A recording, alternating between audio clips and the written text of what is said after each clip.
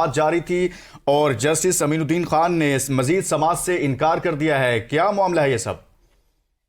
جی بالکل، جسٹس امین الدین ایک 3 رکنی بینچ کا حصہ تھے جن نے گزشتہ روز ایک فیصلہ دیا جو جسٹس قاضی فائز عیسیٰ کی سربراہی میں یہ بینچ تھا اور تیسرے جج شاہد کریم تھے۔ یہ کیس ایک تھا جو حافظ قرآن کی جو 20 نمبر ملتے ہیں ان کو تعلیمی نظام کے اندر، اس کے حوالے سے یہ کیس تھا اور اس میں یہ فیصلہ یہ دیا گیا تھا کہ جب تک کہ 184(3) کے تحت جو اس وقت پارلیمنٹ میں قانون سازی ہو رہی ہے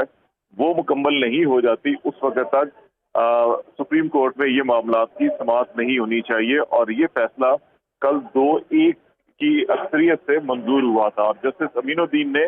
جسٹس قاضی فائز عیسیٰ کے ہمراہ یہ دستخط کیے تھے اور یہ ان کا موقف یہ تھا کہ جب تک پارلیمنٹ میں یہ قانون سازی کی حتمی جو بھی صورت ہوتی ہے وہ نہیں ہو جاتی، اس وقت تک یہ سپریم کورٹ میں 184(3) کے تحت جو پٹیشنز ہیں ان کی سماعت نہیں ہونی چاہیے۔ تو اس نظر میں آج جسٹس امین الدین نے پھر اس بینچ میں بیٹھنے سے